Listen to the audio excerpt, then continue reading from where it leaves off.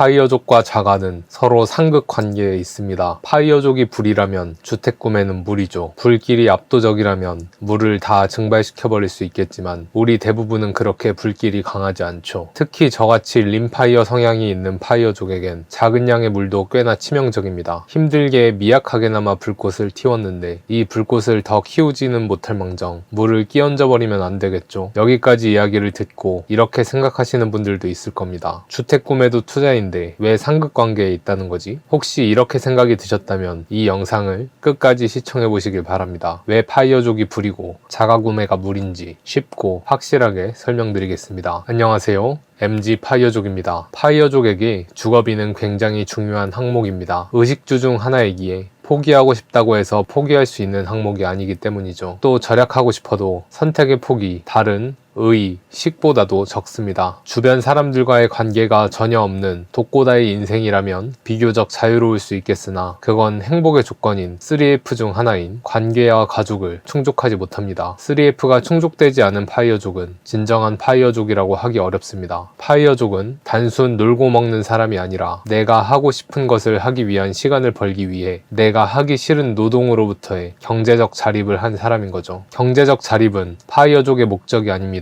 수단일 뿐입니다. 수단을 목적으로 삼으면 목적이 달성되더라도 인생은 방향성을 잡지 못하고 채워지지 않는 갈증을 느끼며 행복할 수 없습니다. 결혼을 하고 아이를 낳고 친구들을 만나고 등등 다양한 부분을 고려했을 때 주거에 대한 선택지도 꽤 많이 좁아지게 됩니다. 옷은 최대한 입었던 것도 입으면 되고 음식은 최대한 외식을 안 하거나 하더라도 비싸지 않은 것을 먹으면 되지만 집은 아무 곳에서나 살기가 현실적으로 어려우니 절약에도 한계가 있습니다. 결국 주거비는 필연적으로 우리의 고정비의 가장 많은 비율을 차지하게 됩니다. 하지만 최대한 빠른 파이어를 위해선 적은 고정비 세팅이 필수적이죠.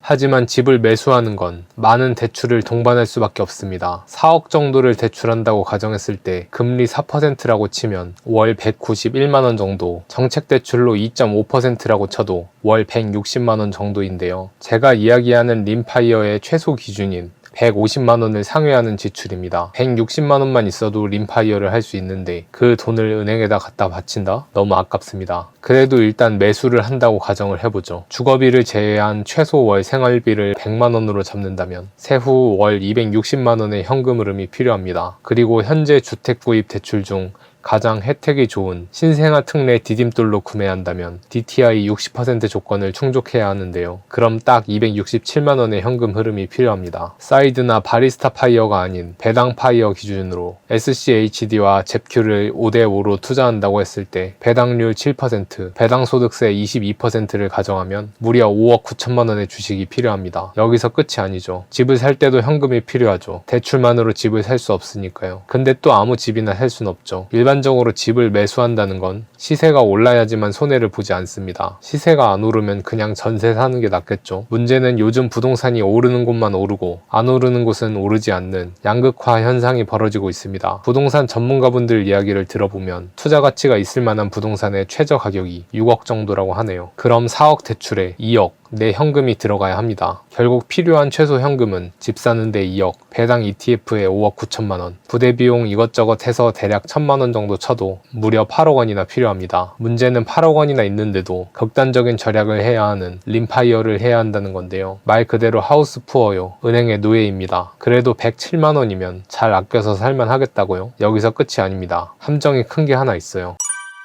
파이어족은 직장으로부터 경제적 자립을 한 상태이기 때문에 대부분 건강보험료를 직장가입자가 아닌 지역가입자로 내게 됩니다. 문제는 이 지역가입자 건보료가 아주 골 때린다는 건데요. 단순히 직장가입자는 회사가 절반 내주고 지역가입자는 100% 자기가 내고 이런 수준이 아닙니다. 지역가입자는 소득뿐 아니라 재산을 같이 봅니다. 항목은 주택, 토지, 항공기, 건물, 선박, 보증금, 월세 등인데요. 자동차는 그나마 최근에 빠졌습니다. 결국 배당금으로 1년 소득이 4,107만원이 발생되고 6억 원의 주택이 있다면 소득보험료 24만원, 재산보험료 16만원에 장기요양보험료까지 추가돼서 토탈 건보료가 무려 46만원이 나옵니다. 지역가입자는 이자 및 배당소득이 1,000만원에서 1억만 넘어가도 모든 금액을 다 건보료에 반영합니다. 아니 생활비가 107만원인데 거기서 46만원이 건보료로 빠집니다. 결국 남은 돈은 51만원, 거기에 아파트 관리비 20만원 내면 31만원, 수도요금, 가스비 등 빼면 30만 원도 안 되는 돈이 됩니다. 거기에 국민연금까지 낸다면, 그렇다고 배당금 절세를 해서 소득이 안 잡히게 한다? 그럼 소득 부족으로 대출이 안 나오게 되죠. 결국 배당 소득을 늘려야 됩니다. 그러려면 또 목돈이 필요하고, 소득이 늘어나면 건보료가 또 늘어나는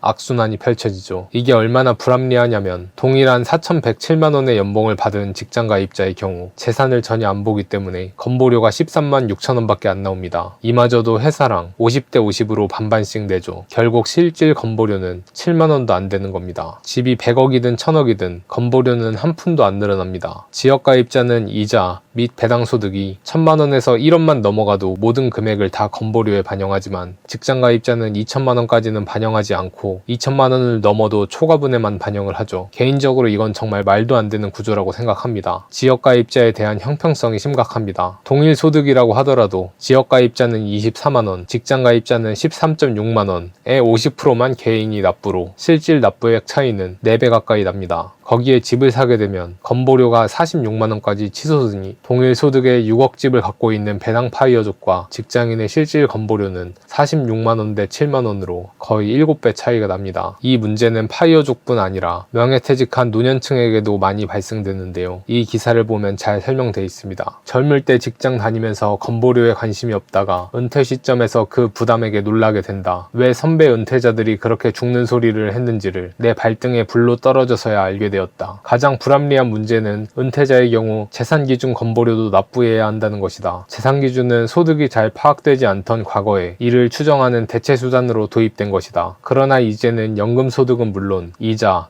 배당, 임대수입 등 모두 꼼꼼한 전산망으로 파악되고 있다. 그렇다면 이제 건보료 부과 기준에서 재산 기준을 빼는 게 맞다. 소득 기준에다가 재산 기준까지 추가하는 것은 건보료를 이중 부과하는 것이다. 그러니 소득 기준으로만 부과하는 직장인과 형평성의 문제가 제기될 수밖에 없다. 문제는 여기서 재산은 자신이 깔고 사는 아파트나 주택 같은 부동산인 경우가 대부분이라는 점이다. 소득이 생기지 않는 재산에 건보료를 부과하는 것. 저도 파이어족 하기 전까진 지역가입자 건보료 이렇게 비합리한 줄 몰랐습니다. 사실 함정이 또 하나 더 있습니다. 1년 배당 금액이 2천만 원이 넘는 금융소득 종합과세자의 경우 이런 정책대출 이용이 사실상 불가합니다. 필요한 자산 조건을 초과하기 때문인데요. 결국 일반 대출을 이용해야 하고, 그러려면 훨씬 더 많은 현금 흐름과 자산이 필요합니다. 대충 잡아도 10억은 필요할 텐데, 그렇게 있어도 림파이어 생활을 벗어나지 못하게 됩니다. 10억이면 사람들이 말하는 진짜 파이어, 즉 트레디셔널 파이어가 가능한 수준의 자본인데, 고작 6억짜리 집을 매수함으로써 림파이어 수준의 생활을 해야 합니다. 마치 로켓과 같죠. 연료가 부족해서 연료를 더 넣으면 무게가 늘어나서 더 많은 연료가 필요하고, 그래서 연료를 더 넣으면 무게가 또 늘어나서 연료를 더 넣어야 하고, 자본이 엄청 많은 폐파이어 수준이라면 압도적인 화력으로 저런 장애물을 극복하는 불로 물을 증발시켜버리는 전략이 가능하지만, 재능도 뭣도 없는 저 같은 일반인에겐 불을 피우면서도 거기에 물을 갖다 뿌리는 꼴이 되어버립니다. 제가 왜 파이어족과 자가매수가 불과 물의 관계라고 하는지 이해하시겠죠?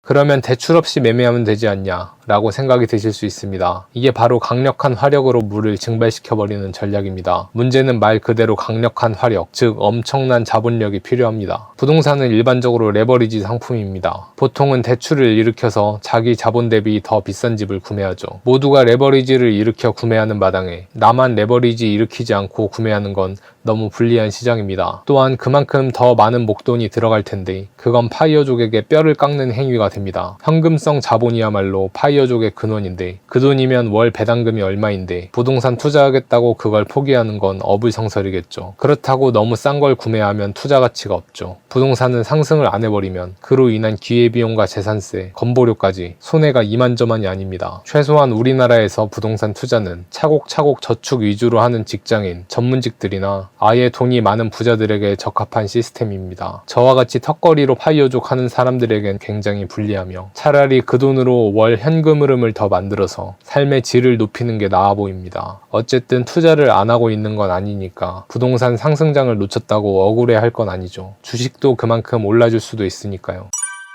제가 항상 말씀드리는 게 있죠. 목적을 위해선 수단과 방법을 가리지 말아야 한다. 우리의 화력이 강하다면 그냥 물을 증발시켜버리면 되겠지만, 우리의 불꽃은 미약하기 때문에 어떻게든 계속 방법을 생각해야 합니다. 부산에서 서울을 가는 게 목적이면 비행기를 타고 못 가면 기차로, 기차로 못 가면 자동차로, 자동차로 못 가면 버스로 못 가면 자전거로도 못 가면 걸어서라도 목적지는 하나여도 길과 방법은 여러 가지입니다. 첫째, 바리스타 파이어를 합니다. 요즘은 파트타임도 근로기준법을 잘 지키는 곳들이 많습니다. 그럼 당연히 4대 보험도 가입을 하게 되죠. 4대 보험에 가입을 하게 되면 직장 가입자가 되기 때문에 재산으로 인한 건보료 폭탄을 막을 수 있습니다. 그리고 월급이 나오기 때문에 굳이 억지로 배당소득을 늘릴 필요도 없죠. 거기에 직장 가입자라 2천만 원 한도까지는 건보료에 적용도 안 됩니다. 최소한의 배당소득과 커버드콜 ETF를 이용해서 배당소득 과세표준액을 2천만 원 이하로 맞추면 알바소득에 대한 건보료만 내기 때문에 집을 사도 문제가 없습니다. 둘째, 사이드 파이어족을 합니다. 고정적인 출근을 하는 게 부담된다면 부업을 이용해 현금 흐름을 창출합니다. 물론 부업은 자신의 자아실현과 관련된 일을 하는 게 파이어족의 목적에 맞기 때문에 더 적합하겠죠. 지역가입자이기 때문에 배당소득은 건보료 미반영 한도 1,000만 원 이하를 목숨 걸고 지켜야 합니다. 부업을 통해 현금 흐름이 창출된다면 아무래도 배당 의존력이 낮아지기 때문에 배당소득을 최대한 낮추기 수월해집니다. 그래도 좀 부족하다 싶으면 과세가 되지 않는 국내 커버드콜 상품에 투자하면 되겠죠. 물론 이 경우엔 지역가입자라 소득 플러스 자산에 의한 건보료를 내게 됩니다. 대신 부업을 통해 발생한 현금 흐름과 건보료에 포함되지 않는 배당소득으로 현금 흐름이 훨씬 괜찮기 때문에 비교적 적은 자본으로도 유주택자 파이어족을 할 수 있죠. 셋째, 피부양자로 들어가는 것입니다. 만약 나는 파이어족이지만 배우자가 직장을 다닌다면 피부양자로 들어갈 수 있습니다. 재산세 기준 과표 5.4억 이상 9억 이하는 종합소득 1,000만 원 이하를 충족하면 되고 과표 5.4억 이하인 사람은 종합소득 2천만 원만 넘지 않으면 피부양자로 들어갈 수 있습니다. 국내 커버드콜 상품을 이용하면 종합소득에 포함되지 않기 때문에 종합소득 1,000에서 2천만 원을 넘지 않게 조절하면서 배당금을 받을 수 있습니다. 물론 직장가입자의 피부양자이기 때문에 재산에 의한 건보료도 없습니다. 넷째, 커버드콜을 최대한 활용해서 소득기준 건보료를 안 잡히게 하는 것입니다. 바리스타는 싫고 도저히 내가 하는 부업으로 수입을 창출할 수 없다. 피부양자로 들어갈 배우자도 없을 때 최후의 수단입니다. 재산기준 건보료는 내겠다. 하지만 소득기준 건보료는 안 내겠다는 전략입니다. 커버드콜을 이용해 과세되는 배당소득을 1,000만 원 이하로 어떻게든 맞추면서 최대한 많은 배당금을 받습니다. 이렇게 하면 소득기준 건보료가 최소화되어서 월 건보료는 6억 아파트 기준 21만 원 정도로 대폭 낮아집니다. 이 방법들에서 주의해야 할 점은 초기 주택 매수 시에는 DSR이나 DTI를 본다는 점입니다. 해당 기준을 충족할 만큼의 과세소득은 갖고 있어야 하며 그래서 웬만하면 파이어족이 되기 전에 집을 매수하시고 퇴사를 하시는 게 좋고 이미 퇴사를 하신 상황이라면 임시로 회사에 취업해서 필요한 소득을 만들거나 파트타임이나 사이드 잡을 열심히 해서 어떻게든 첫 해소득을 확보해야 합니다. 가장 좋은 정책 대출인 신생아 대출의 경우 DTI 60%까지는 대출이 나오기 때문에 4억 대출을 받을 경우 대략 3에서 4천만 원 정도의 소득만 있으면 됩니다. 만약 이미 퇴사를 하였고 정책 대출도 받을 수 없는 상황이라면 배당 및 사업소득으로 최대한 소득을 늘려서 주택 매수하고 첫 해에는 건보료 폭탄을 맞고 절세를 통해 건보료를 낮추는 방법으로 가야 합니다. 이외에도 다양한 방법들이 있을 겁니다. 제가 가진 지식이 많지 않아 이 정도밖에 잘 모르겠지만 법인을 이용하는 방법 등등 제가 잘 모르는 영역의 방법들이 있겠죠. 혹시나 실제 자가가 있는 파이어족을 하시는 분들이 계시다면 댓글로 노하우를 알려주시면 너무 감사드리겠습니다. 수단과 방법을 가리지 않는 다양한 파이어족의 종류에 대해 궁금하신 분들은 왼쪽 영상을 사이드